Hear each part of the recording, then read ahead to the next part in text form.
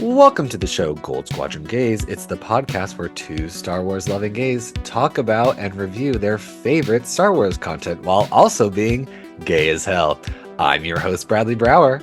I'm your other host, Charles Rogers, and I'm so tired that I accidentally made a cup of decaf coffee this morning first while I was watching the short instead of my regular cup and then switching to decaf for recording, and then wondered why I was so tired at the end of the short. What is the point of decaf coffee? Because I don't understand. Oh, I'm so glad you asked. I can explain this pretty easily. Decaf coffee is not uncaffeinated. Okay. Common misconception. I had the same thought when I was in my late 20s. Because I don't drink coffee 20s. for viewer reference. I was like, what is the point? Idea. What is the point of decaf coffee? Decaf coffee isn't like completely without any sort of caffeine in it. It has a little bit, but not a lot. Okay. It's mainly for like if you don't want the full because I'm very caffeine sensitive. I see. So if I drink more than like 2 cups of regular coffee in a day, I'll start to get twitchy. My hands will start to get shaky. I'll get heart palpitations really badly. But I love coffee and I love having coffee to sip on. So I'll make 1 cup of the regular stuff to get me going, and then I'll switch to 1 or 2 cups of decaf throughout the day. I've also been drinking a lot of hot chocolate at work because they have a hot chocolate machine when I'm actually in the office. And I really don't want to talk about this short. Speaking of hot, I don't know. I was like trying to go up with whatever the thing is.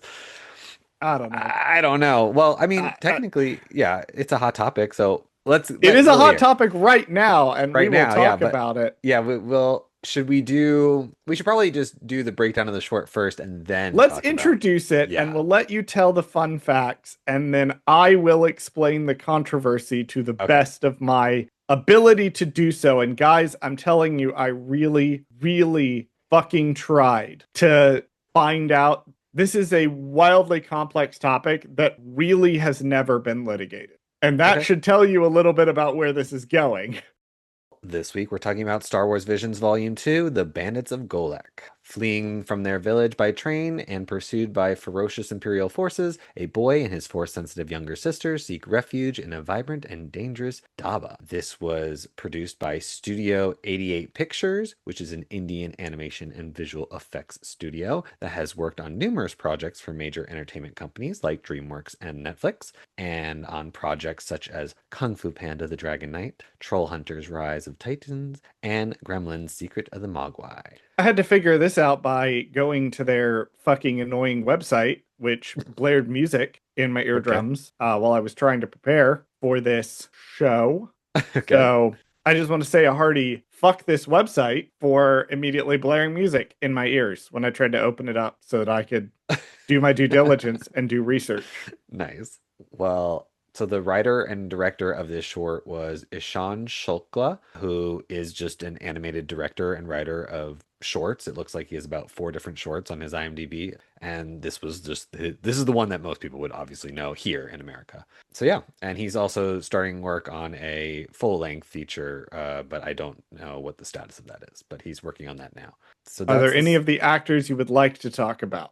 Yeah, I'll talk about the 4 main actors. I want to go ahead and apologize in advance. We're going to do the best we can with the names. I don't know what you're talking about. I obviously know these perfectly, and I'll say them perfectly. Yes, you're not gonna mess them up at all. At all, no, never. At all. Starting with Suraj Sharma as Charuk, is an Indian actor who made his debut in the 2012 film Life of Pi as our titular character of Pi.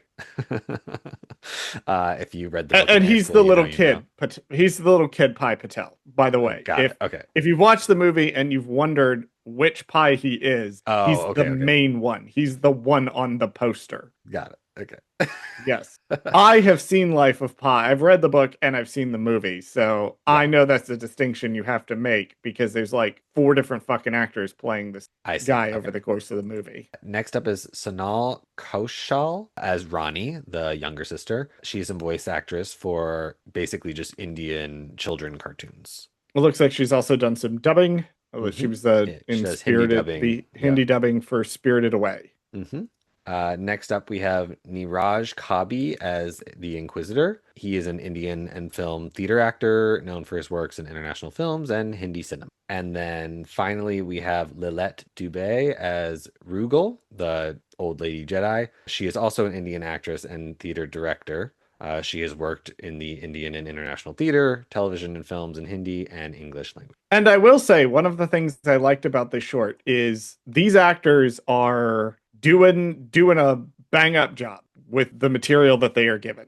Niraj Kabi in particular, as the Inquisitor, is hamming it up. Ham. Having a great time. All of these actors, I had no issues with the voice acting itself. They did great for what they were given to work with. And that might minorly spoil where some of my opinion is going. We have been teasing for a couple of weeks that like this short entered the news cycle a couple of weeks ago. And I promise, like, we knew it was coming up. So we're like, oh, we'll talk about this when it comes up. And I want to go ahead and preface all of this by saying a couple of things I am not an expert in. I am not an expert in copyright law. I am not an expert in international law. I am not an expert in the Indian animation industry. So these are all things I am not an expert in and have been trying to read about for the past couple of weeks. So a couple of weeks ago, there is a stunt performer and fight coordinator named Lorenz Hideyoshi who posted to Instagram. This is a stunt performer who has worked on, his main thing was that he was Timothée Chalamet's stunt double in Dunes Part 1 and 2. Oh, okay, cool. But he's also worked in John Wick 4, and he's done a handful of short films as like an action director, fight coordinator. So he is an actual working professional. Right. Okay. Like, this is clearly his passion, but he has worked on actual productions. He was the stunt double for Jonathan Groff in The Matrix Resurrections as well. He posted to Instagram claiming that Disney, he attributed it to Disney, had ripped off his fight choreography, copied it almost shot for shot from a short fan film called Dark Jedi, a Star Wars story that was released in 2019 on YouTube. I didn't go check this, but I read some things claiming it's currently down, which if it is, that makes sense. But he had set up a side-by-side of the fight between the Inquisitor and the old Jedi at the end of the short, and basically said that they changed the weapons, but they had brute forced in the choreography, and it was literally the same camera angle. I saw some things saying that some of the early shots in that were like moved around. I didn't double check that, but I can tell you that the bit where the Inquisitor leaps at the woman and is thrown backwards in slow motion, that is shot for shot recreated from this fan film. This did the rounds as per usual, and I saw a lot of interesting discussion on it. Couple of things I wanted to note. I saw some discussion that this is apparently a problem in animation. Animation will do this. And I saw some discussion of Indian animation in particular has a bad habit of doing this. I found a case where there was a film on Netflix that, according to what I read, and I did not have a chance to, again, view the film and the cutscene side by side, had taken a fight scene from the video game God of War in 2018 from the reboot, that they had recreated a fight scene beat for beat. So it's not just 88 pictures. I will also say that a lot of people were in agreement, and I also agree with this, that the blame here lies on 88 pictures.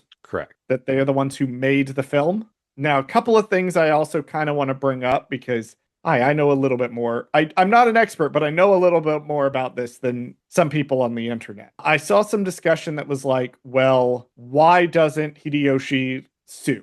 Why doesn't he sue them? There's two reasons for this. There's two very good reasons not to sue. The first is that my understanding of how international law works is you have to sue somebody in the location where they are, presumably where the offense took place. Right. So I use the example because it's the best example of this. It's an actual example of this that we can point to of cases where this has happened. But I'm using a hypothetical situation that if I were to go on to twitter.com and make allegations about Joanne Rowling, right?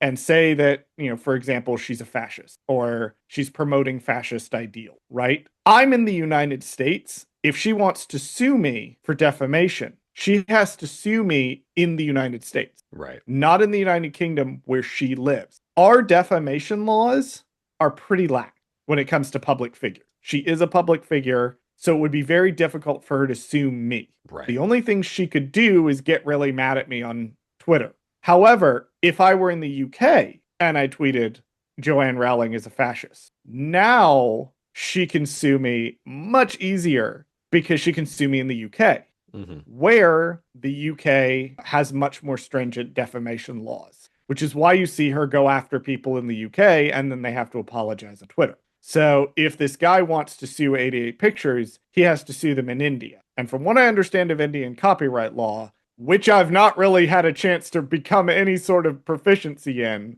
that would be difficult to do. The other issue comes from the fact that this choreography is from a fan film. Bradley, Right. are you familiar with Star Trek fan films at all? The only thing I know about them is that you decided that you wanted to be in one. Yes. So in 2018, I was living in Alabama and I was in a local murder mystery theatrical production. And a couple of the people who were in that also did some local Star Trek fan films. And Potemkin Pictures is based in Alabama. They do Star Trek fan film. And in doing this, I learned about Star Trek fan films and how they work. CBS and Paramount Pictures cares a lot.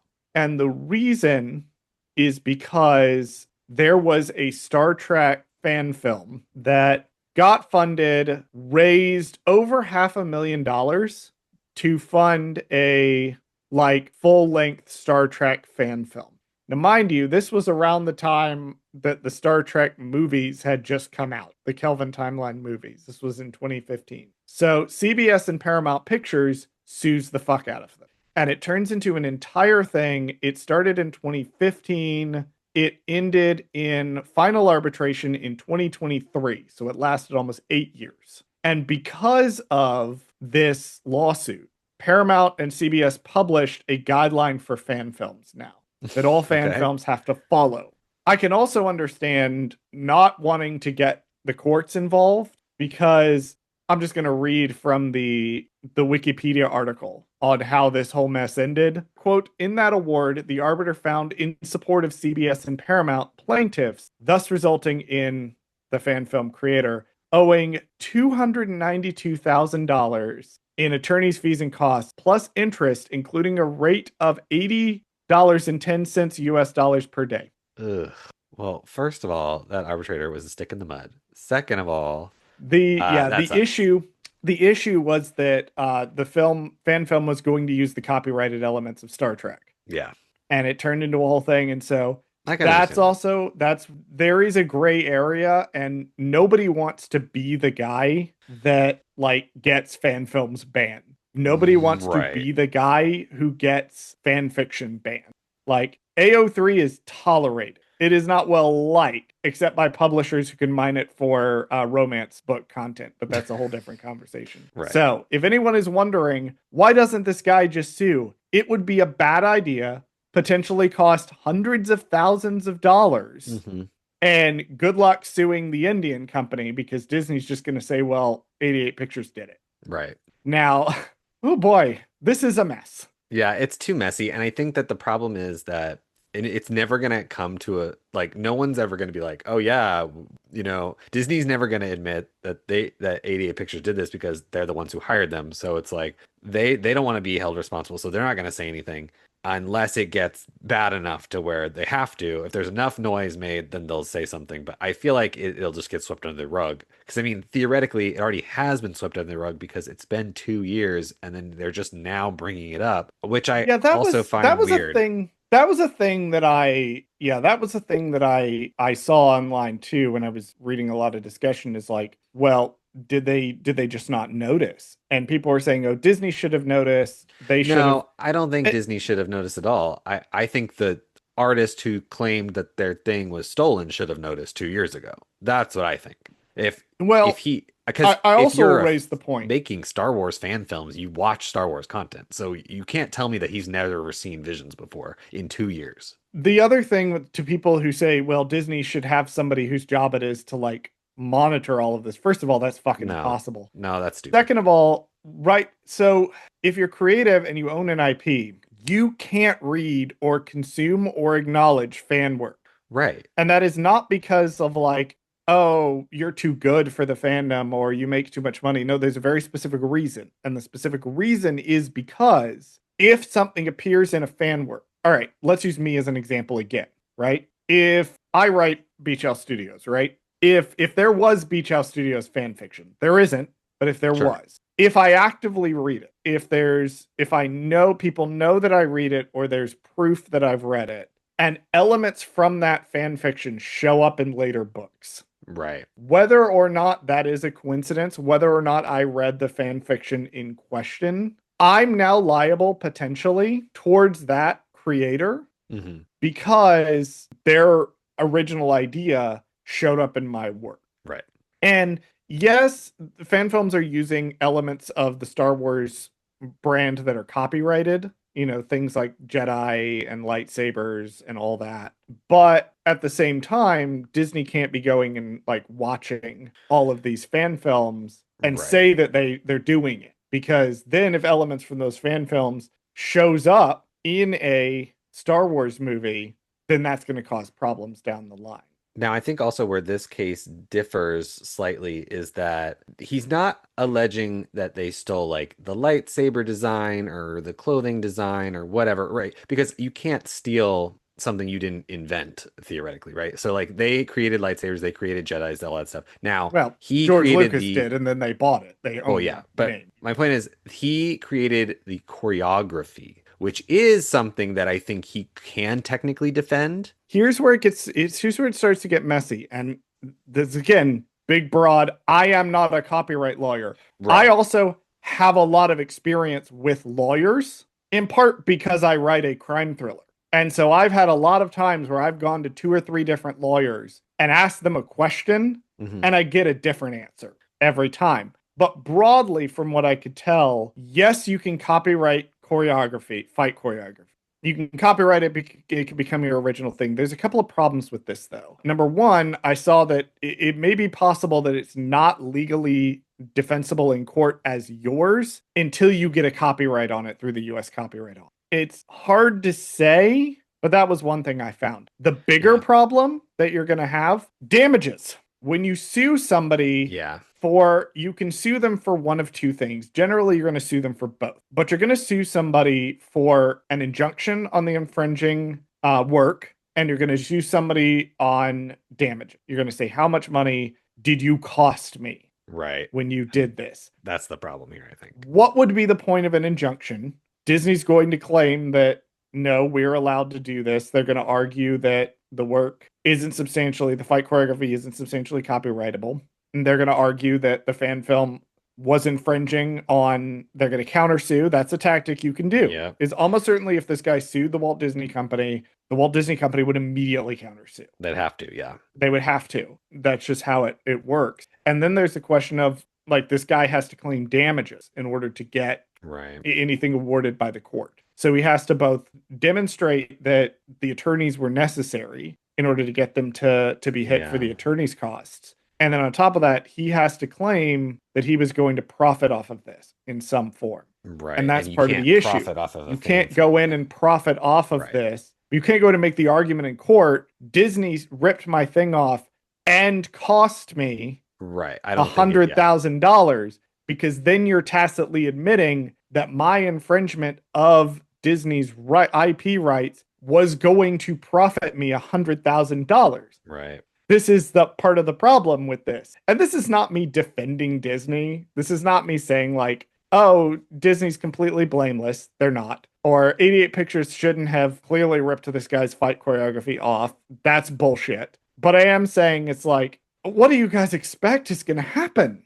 Like, think about Right. this for 30 fucking seconds in your life. Like, if you don't know a lot about this stuff, be silent. Yeah. I think the takeaway from this is that, yes, it sucks that his art was stolen. However, it's like I don't think he gains anything from calling it out other than to be like, hey, my work was stolen and this was shitty. Like, he didn't get any money made from this. He's not going to get any money from this. And he definitely won't. He can't sue and say that this cost him any money. You know what I mean? Other than like, I made a fan film and it was cool. Like, so Yeah, and yes, it sucks, but I think, and also I think he only called out Disney just to draw attention to it. I don't think he genuinely believes, I hope he doesn't genuinely believe that Disney's at fault here, because with Visions, they are definitely contracting out these stories. This is not like Disney being like, oh, we had a hand in making every single one of these, because at the end of the day, they're just a distributor. Like, they're not really that involved in these Vision things as much. They are letting these studios take full reign for the most part. So, I mean, yes, they are watching them and going, yeah, that's fine. Like, I'm sure there's some Disney CEO out there who has to sit there and watch all these before they get approved and be like, yeah, that works. It's James Wog. He's the main producer on Yeah. Visions. That's what I'm saying. So like, it is, yes, one guy who's probably saw it, but I don't expect that guy to go, hey, this looks exactly like this random fan film I saw 2 years ago. Like, no, I don't expect him to do that. And it is what it is. Yeah, and if you read the Instagram post, which I have a couple of times, there's very much a sense of like betrayal from this guy. Like, I think he did it. I don't want to speculate too much on his motives because I don't want to put like thoughts in his head, but I Yeah. do think it was very much that sense of like, he clearly loved this IP a lot and made his own tribute to it, and then saw this happen. And he is a working professional. Yeah. So that is skilled labor that he did in order to, for free, show his love to this, and then watch this short and realize that this studio had taken his work and done something else with it. But I think you're right. I think ultimately at the end of the day, again, I don't want to speculate too much on his motives, but even just getting it out there to say, I did the work on this originally, and also, getting Hideyoshi's name out there so people know who he is. Hey, I did this. And, it's really upsetting to see this. Fans are going to run with it because fans are going to run with it. But I do think he's taking the wise course of action by having done the original post and then, from what I've seen, not really commenting on it.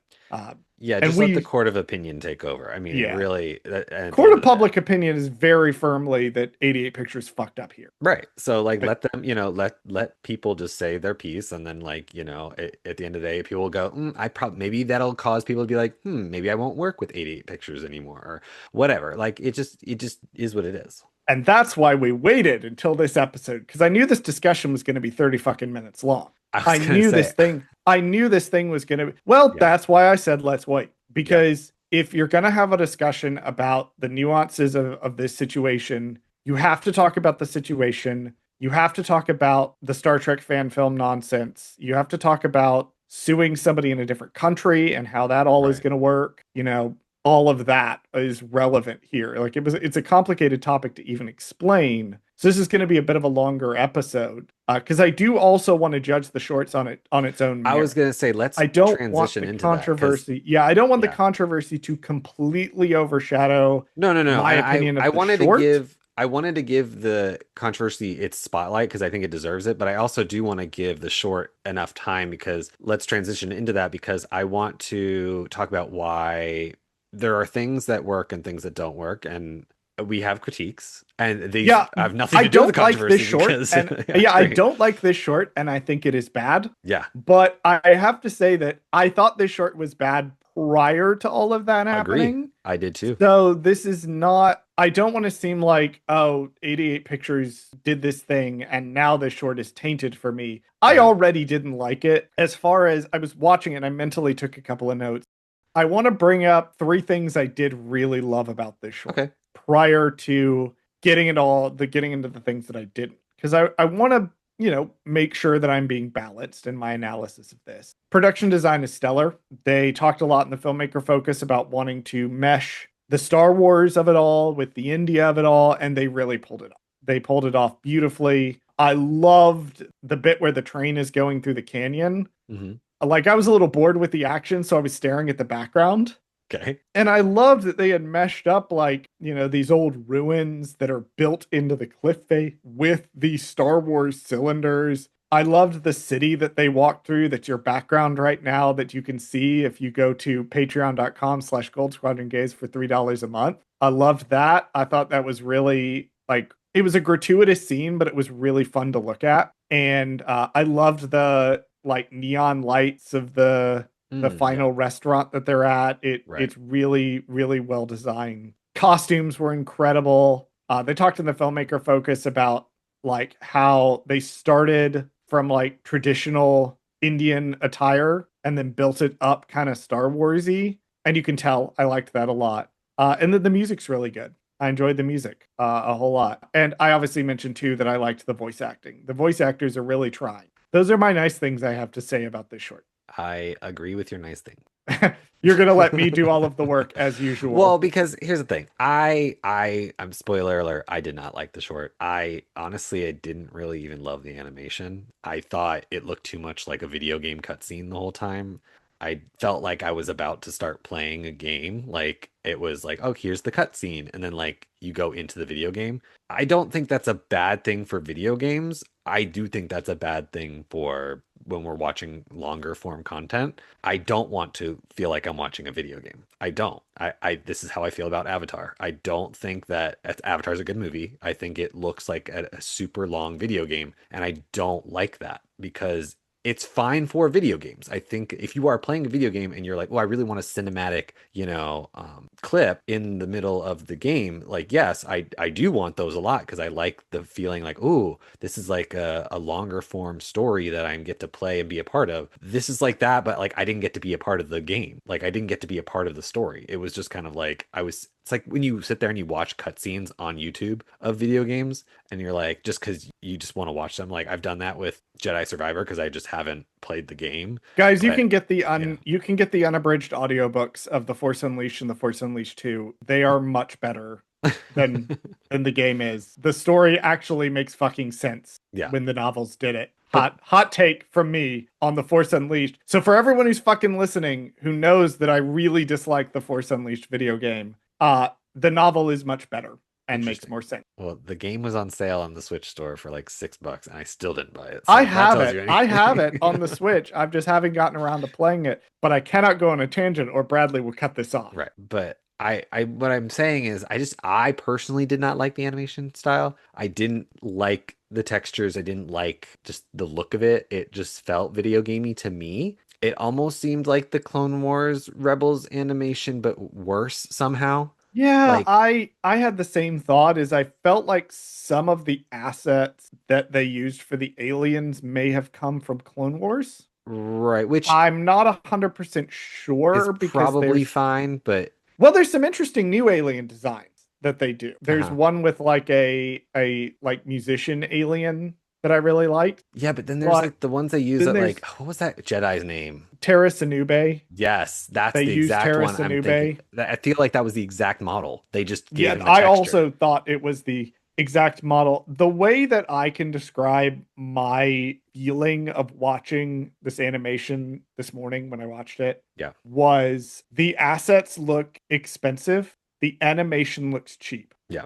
It looks like almost like because if you look at their portfolio that they have on their website, it's a It, lot of like Troll Hunters, which is allegedly really good. I haven't watched it, but it's like right. Troll Hunters, and it's a lot of these like Y7 animation shows. Which And are this kind of lower reminded quality. me of that. The Yeah. animation quality is like animation is expensive. I'll No, give I them this. totally understand Animation is that. expensive, but it has that quality of kind of like Yeah. we need to make 22 episodes of this. So we're really going to animate the face and we're not really going to animate the movement. It almost felt like there were times I was watching the action sequences where I can almost see like it's weird to describe. It felt like somebody had called action off camera. The actors had started running and then they had cut it in just a second after they called action right as they were like pushing off to run. Yeah. So like the fight sequences, the running sequences, the chase sequences on the train had kind of this weird start stop animation quality to them Right. Like that they were I pressing found play on the really animation and then difficult like to yeah. look at. I don't know. Yeah. It was strange. And I think also like don't get me wrong, I think the part where there's like it's like I think it's the slow motion part or whatever during the fight or the sandstorm or whatever it is was an interesting idea, but it gave we needed to Well, slow down clearly the it wasn't their movement. idea. Well, no, I know, but there's other parts of that scene that are not the Oh, you're choreography. talking about the other slow motion. The other slow Yes. motion bit I really liked. When it Yeah. was that slow motion, like prior to the fight scene, Yeah. that section I really liked a lot. I think because the models weren't moving. Well, that's what I'm saying. As it was giving like we're saving money by doing slow motion, not for dramatic reasons. Like we're doing it to save money on the animation. And I can never prove that, but it's what it gave. It's what it Like, you know. feels as the viewer Yeah. when you're watching So it this. was giving that scene in Invincible where he's explaining how animation, like they save money in animation by covering people's mouths when they talk and they show wide shots of static things and like stuff like that. The joke is that the animators use these tricks to like make shortcuts. And I just feel like, I mean, animators have done shortcuts for years. This is not like a new thing. So this is, they've been doing this since the beginning of Animation animation, is but expensive. right. So I'm never gonna blame animators for taking shortcuts because they all do it because it's just that's how animation works. It just If felt off on this one. if you are not a patron and did not already know, one of the Patreon benefits that you can get from subscribing to the Gold Squadron Gays Patreon is you get about 15 to 20 minutes of Bradley and I's warm up, where we talk about something that is not Star Wars in order to lubricate this process so that we can jump straight into the Star Wars. And if you Okay. want to see what Bradley's face looked like when I said the word lubricate this process, that is also worth the $3 a month. But I just finished watching all 4 seasons of Young Justice because I'm on a DC kick right now. And that was something I noticed in seasons 3 and 4 of Young Justice. They had an entire arc where every episode, it was the magic arc in season 4. Every episode contained giant flashback sections where someone is narrating. And the flashback sections are always static frame. They are just one image and somebody's narrating over it. And then moves to another image that it holds for 20 to 25 seconds. And you can tell that's because animation is expensive and visually they were able to get away with it. So Interesting. even Young Justice does this in the later 2 seasons. Is it will drop a static image over flashbacks or flash forwards or montages because that's cheaper. That you can kind of tell that they hit it behind. But I would also be remiss if I did not say that one of my biggest problems with this short is that the script is garbage. I have a specific reason for it being not good, and that is it's an idiot plot. It's a what plot? It's an idiot plot. What does that mean? The plot only works because everyone in it is an idiot.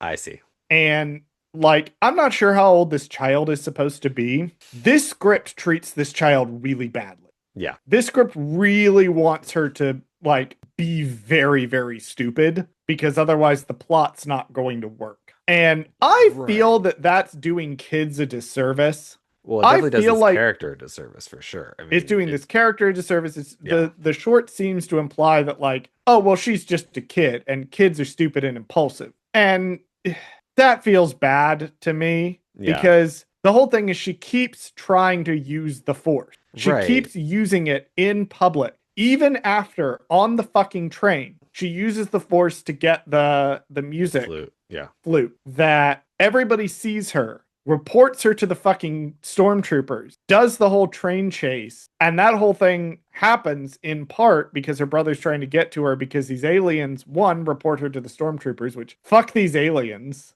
These guys suck, but they report her and then they start just berating her for it. So she actively knows that this causes problems. And then they make it to the restaurant and she levitates the tray over the guy's head anyway. Right. Like, you can maybe make the case that, oh, well, she didn't know on the train. She definitely knew by the restaurant. Right. And she chose to actively do this anyway for no discernible reason, just because, well, she's a kid and kids are impulsive. Fuck, not in this situation. You can make a Yeah. kid understand that, like, no, you need to be serious. You can't do this in public. Well, she never learns from her mistakes. So she No, she doesn't never grow as learns a from it. character. So she never changes from the beginning of the short to the end of the short because the only thing that changes her at the end is that the old lady Jedi literally forces her against her will to go into some secret Jedi temple thing.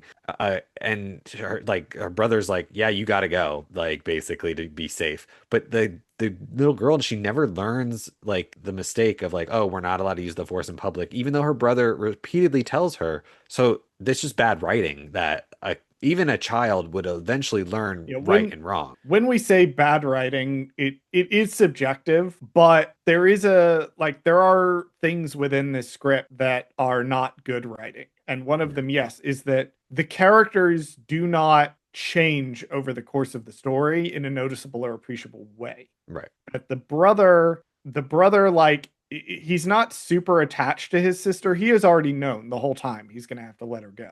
Right. He's already known, so he doesn't really change over the course of it. Yes, it's sad. Yes, he's upset. But also, like, she hasn't been nothing but a nuisance to him the entire time while he's Right. trying to Because you get her think he'd there. be like, yeah, get rid of her at this point. She Because, she doesn't really make the choice, a really strong choice at the end to go in. She's yeah. kind of got the old lady and the brother sort of telling her, like, you got to do it, you got to do it, you got to do it. Like everybody around her, there's no real other option for her but to make this choice. So it's a story of a journey, but the characters do not change over the course of that journey, and that Right. I think makes it. I want to say it's bad so much as maybe the word I would use is weak. It's a very weak script, and that is in part because the characters do not change by the end of it in an appreciable way. So, like, take an example of a very strong script, which is I Am Your Mother, where very obviously the characters change Right. over the course of the race. And that's part of why that script is so strong and so memorable. Whereas in this one, the characters are one, just kind of there, and two, the plot only happens because the characters are stupid Right. and keep doing stupid things in order to drive this plot forward. So I had a lot of issues with the script. I had a lot of issues with the animations. Like the animation itself, not great. Mm. So I overall like I feel bad because the core idea of Vision Season 2 is supposed to be that we're showcasing, animation from around the world. And I've seen Indian animation studios that are much better than this. And I love the production design so much. I think the architecture and the costumes, and they really talk in the filmmaker focus too about those lollipops that she's obsessed with are based on a local delicacy Right. near like where the studio is based. Like they're based on a local sweet that you can get. That's so cool because India is a big country. It's not just that the filmmakers included, Indian designs and things in this, but they went even more specific and included something that's local to their home, like where they are specifically based in India. That was also really cool. It is hampered by the script is not good and the animation is not fun to look at. Right.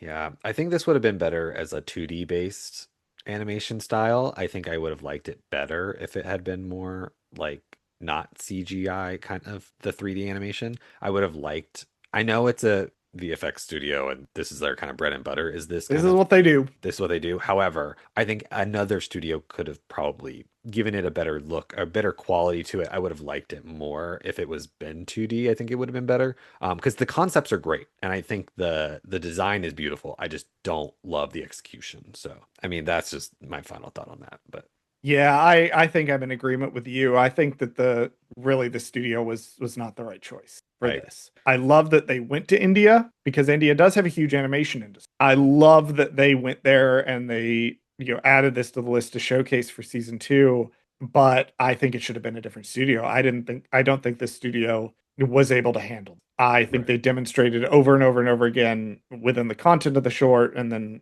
what we've learned after that they just weren't the right studio to manage this production, Mhm. which is a shame. But this is maybe a short film that maybe I'd put on with the sound off, or like I'd show somebody stills from this to say, look at these really cool designs. But this is not a short that I'm showing anybody seriously for, like in the way that I'm showing some of the early shorts from this season, Right. like Screecher's Reach or I Am Your Mother, or even stuff from seasons 1 and 3, like The Village Bride. You don't have to know shit about Star Wars, but if you ask me, do you want to watch The Village Bride? Yes, I do. I fucking love that short. But this one's on really the low end of the Vision shorts, in my opinion, which is a really Yeah. real shame.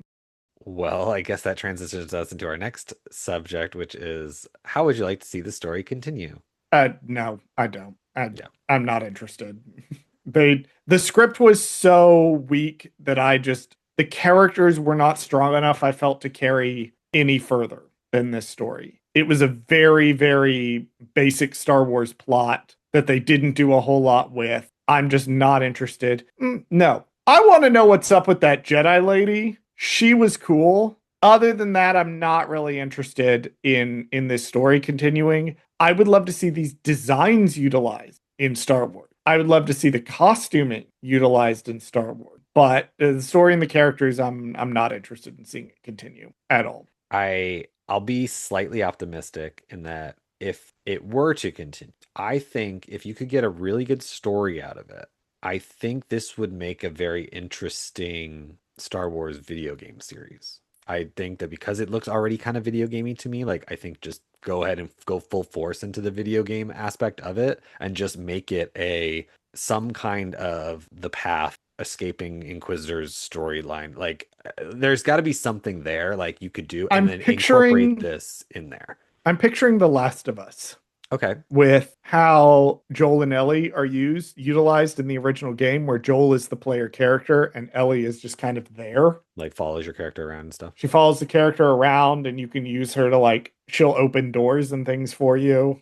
I In the mean, first yeah, you game, could have your little sister use the force and do stuff and yeah, it could be interesting for yeah, I sure. think it'd be really interesting to play a video game where the character you are controlling does not have the force, but you are aided by someone like this little kid who does have the force and can be utilized Okay. to use those force powers to do things like it's very. Have you played Outlaws at all? I was Have gonna you say a gotten around? mashup of Outlaws and It's a Jedi mashup games. of Outlaws and Survivor. Yeah. It's kind of like Outlaws if the fucking frog alien who's I've played 100 hours of this Her game, little which is pet, right? her Yeah. little pet thing had the force. Like use it, utilize it. But something like that, I feel like that would be a good compromise because I think the designs are so good that it could populate at least a planet or like some kind of like place to go. Like hell, maybe make this a mission on Outlaws where you go to this planet that just is inspired by, and then you know what I mean in some capacity. I'm real disappointed that Outlaws underperformed because they've done a lot of work from launch to make the game really fun. I would love to see more. Anyway, do you have anything else for this short? I'm done fucking talking about this. No, it was fine. It's whatever. It wasn't my favorite. I think it's my. I have to remind myself how much I don't like next week's episode and see if I don't like it as much as this one, but we'll see. This one currently of the 7 episodes that we've watched is sitting at the bottom. It currently is sitting at the bottom for me And as well. hard at Yeah, the bottom. Yeah. right which now, is yes, I agree. Unfortunate. But what are we talking about next week, Bradley? Next week we're talking about The Pit. I didn't like this one very much when I watched it the first time. So we're gonna Yeah, see if so we'll see. Maybe my with the maybe my benefit- thoughts have changed. I haven't watched it in 2 years, so we'll see. Who knows? I'm hoping I will find things to appreciate from this one. Because I do think, and I said this last week, and I'm gonna keep saying this, I do think that Visions is severely hampered by having it all drop at once. I agree. And I've noticed that my opinion of shorts tends to tend toward the negative the deeper into the season we go.